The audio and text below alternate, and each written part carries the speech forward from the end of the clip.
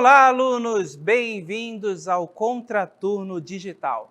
Eu sou o professor Denilson, de Língua Portuguesa, e vou acompanhá-los nesse momento. O que vamos aprender hoje? Colocando aqui do lado o título da nossa aula, o sentido das palavras. Especificamente, nós vamos estudar a polissemia, ou seja, os vários significados, sentidos que uma palavra pode assumir, a depender do contexto e dos interlocutores. Certo? Estão curiosos? Venham comigo!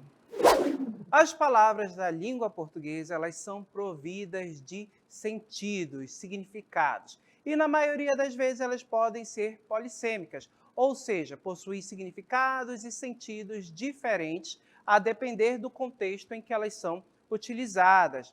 Para entender bem um texto, entre os vários sentidos que uma palavra pode ter, você precisa identificar aquele que foi utilizado lá naquele texto. Para isso, você tem que observar os interlocutores, ou seja, as pessoas que fazem uso dessa palavra, entender o conhecimento de mundo que eles têm sobre essa palavra e também observar o contexto de uso em que essa palavra é empregada. Então, você observando bem os interlocutores e o contexto, você consegue deduzir, inferir, ou seja, identificar o sentido, o significado de determinada palavra.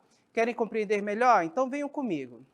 Imagine que você está andando na floresta e se depara com esta placa. Cuidado! Esta floresta possui muitas feras.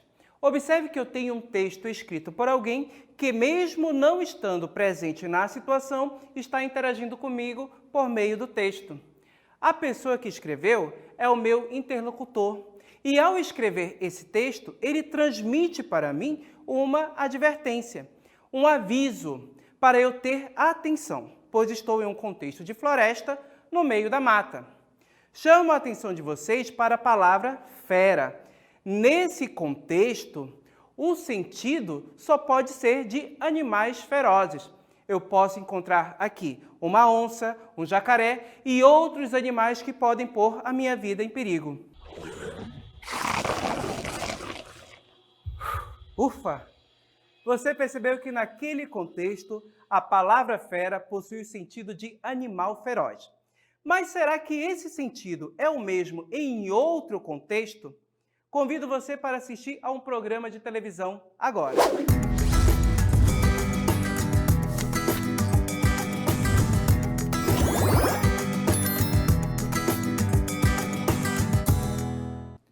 Olá, bem-vindos ao Tu Decides, um programa em que você escolhe o final. Hoje conheceremos a história de João e Maria. Nossa, João, que beca toda é essa? Maria, tem uma coisa que eu quero lhe perguntar há muito tempo, já está na hora. Você quer casar comigo? Mas, João... Não precisa falar nada. Eu sei, eu vou pedir do seu pai. Você tem certeza que quer fazer isso hoje?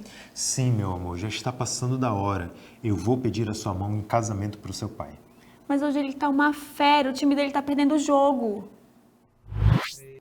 E agora?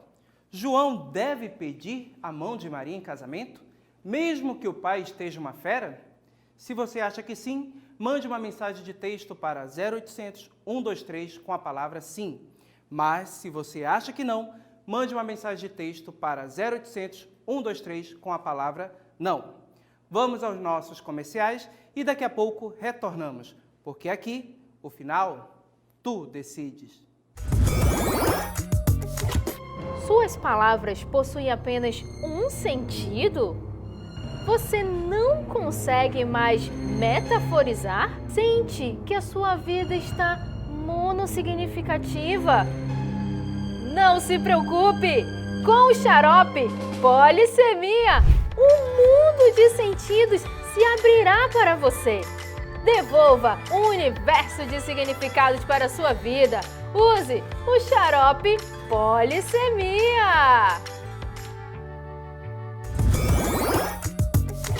Chegou o momento de conhecer o final escolhido por nossos telespectadores. Com 85% dos votos, João deve enfrentar o pai de Maria e pedir a mão dela em casamento. Com vocês, o grande final, porque aqui tu decides. Não importa, Maria. Eu vou enfrentar essa fera. Mas, João... Eu não acredito nisso, olha. Perdeu mais um gol? Que perna de pau! Espera, João, é melhor conversar. Espera um pouco. Seu José, eu vim aqui pedir a mão da sua filha em casamento. O quê? A minha filha mesmo não. Como se já não bastasse esse juiz aí ladrão, me aparece aqui um ladrão de filhas? Não, minha filha não vai sair daqui. Ela vai continuar morando comigo, sob a minha proteção. Pois sabe que eu não tenho medo do senhor. Parem os dois. Vocês já pararam pra pensar no que eu quero? Pelo visto não, né? José, eu tô muito nova, eu não sei se eu quero esse compromisso, ele é muito sério. E eu ainda quero estudar. Aí, tá vendo? Perdeu, seu ladrãozinho de filha. Ela vai continuar morando comigo, como sempre fez, sob a minha proteção, né, filha? Para com isso, papai. Olha, eu amo sua proteção, me sinto super amada, mas eu acho que tá na hora de eu caminhar sozinha. Eu já consigo cuidar de mim sozinha. Inclusive, eu vou fazer um intercâmbio no Canadá. Mas Maria! Mas Maria nada. Quem manda na minha vida sou eu.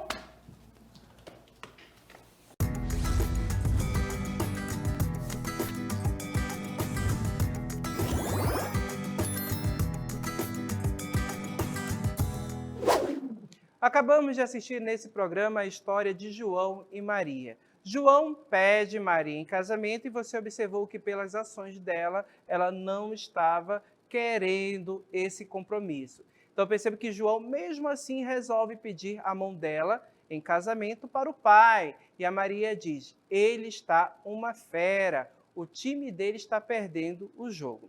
Observem aqui que nesse contexto, a palavra fera, ela não pode ter o sentido que nós vimos lá na primeira situação, de animal feroz.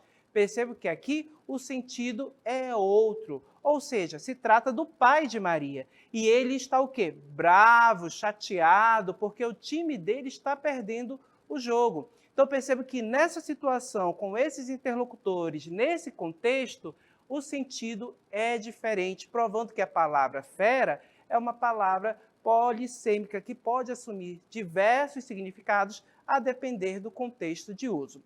Outra palavra, ou seja, outra expressão que também assume um significado diferente aqui é exatamente essa, olha só. Perdeu mais um gol? Que perna de pau! Observem que essa palavra, ou seja, este enunciado aqui, ele pode ser interpretado de duas formas.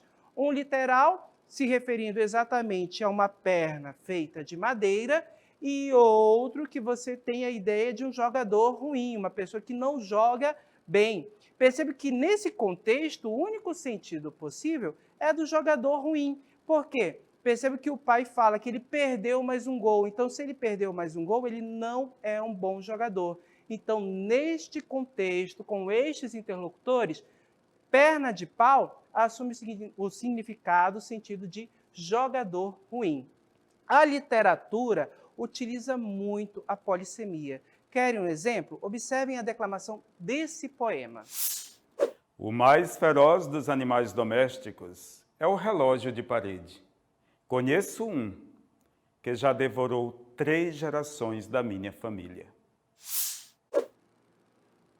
Muito bem, temos aqui um poema de Mário Quintana, o poema Relógio, e a palavra relógio foi utilizada nesse poema. E observem que sobre esse relógio, nestes versos aqui, é destacado algo, olha só. Já devorou 3 gerações da minha família. Então percebo que o relógio devorou 3 gerações da minha família. Podemos interpretar isso de duas formas. A primeira, eu posso entender que o relógio devorou de forma literal, ou seja, engoliu os meus entes queridos, ou seja, o bisavô, o avô e o pai.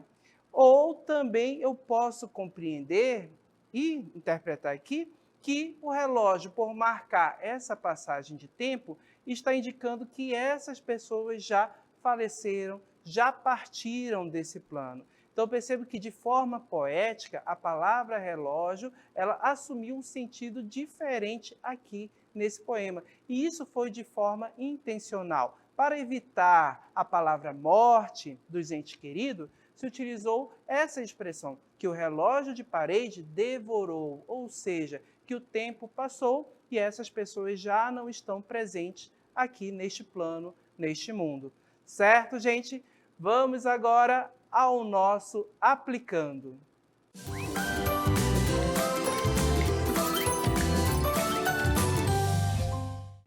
Temos aqui uma questão baseada nesse texto. Leiam comigo. O sapo. Era uma vez um lindo príncipe por quem todas as moças se apaixonavam. Por ele, também se apaixonou a bruxa horrenda, que o pediu em casamento. O príncipe nem ligou e a bruxa ficou muito brava. Se não vai casar comigo, não vai se casar com ninguém mais. Olhou fundo nos olhos dele e disse: você vai virar um sapo. Ao ouvir esta palavra, o príncipe sentiu estremeção. Teve medo, acreditou, e ele virou aquilo que a palavra feitiço tinha dito. Sapo, virou um sapo. Então, com base no texto, a questão. No trecho, o príncipe nem ligou e a bruxa ficou muito brava, a expressão destacada significa que, letra A, não deu atenção ao pedido de casamento, B, não entendeu o pedido de casamento, C, não respondeu à bruxa, ou letra D, não acreditou na bruxa. Então, observem aqui, gente, que nessa história nós temos interlocutores internos. Estamos falando do texto, aqueles personagens que estão lá dentro do texto. Quem está interagindo? O príncipe e a bruxa. A bruxa pediu o príncipe em casamento e, como ele não aceitou, o que ela fez? Transformou ele em um sapo, certo? Então, ele se transformou nesse sapo e ele acreditou realmente na bruxa. Então, percebam que isso aconteceu na nossa história. E observe que aqui nós temos um contexto. Que contexto é esse? De contos de fadas. A gente observa a presença da bruxa, de um príncipe, certo? A expressão era uma vez, já indicando para a gente que é um contexto de conto de fadas. E percebam que aqui nesse contexto, eu tenho uma palavra, uma expressão que foi utilizada. A expressão nem ligou. E ela aparece bem aqui no nosso texto. Aqui ela pode assumir um significado que pode ser relacionado a não conexão, né? Ligação não realizada, ou também poderia ser de não dar atenção. Quais desses significados é o mais adequado nesse contexto? Observem que aqui o significado mais adequado é o de não dar atenção. Perceba que o príncipe não deu atenção à bruxa. Então, ele não ligou. Então, com essas informações, nós percebemos que a alternativa correta para essa questão é exatamente a letra A. Não deu atenção ao pedido de casamento, certo? Esse foi o nosso aplicando e agora vamos para o nosso resumo. O que aprendemos hoje? Hoje aprendemos que, para inferir o sentido de determinada palavra ou expressão, nós precisamos observar os interlocutores, aquelas pessoas que estão interagindo, o autor, o leitor, os personagens de uma história. Precisamos olhar também o contexto de uso, se é um contexto formal, se é um contexto informal, se é uma entrevista de emprego, um churrasco com os amigos. Então, tudo isso aqui vai influenciar também no significado, no sentido da palavra. E o conhecimento de mundo, ou seja, o seu conhecimento que você adquiriu ao longo da sua jornada escolar, o conhecimento em história, geografia, em língua portuguesa, também pode te ajudar a reconhecer, a identificar o sentido, o significado de uma palavra. E como eu posso aprender mais? Muito fácil, gente. Você pode acessar os cadernos digitais e resolver os exercícios. Assim você pratica e aprende cada vez mais. Eu fico por aqui e espero encontrá-los em breve. Até lá, gente. Tchau!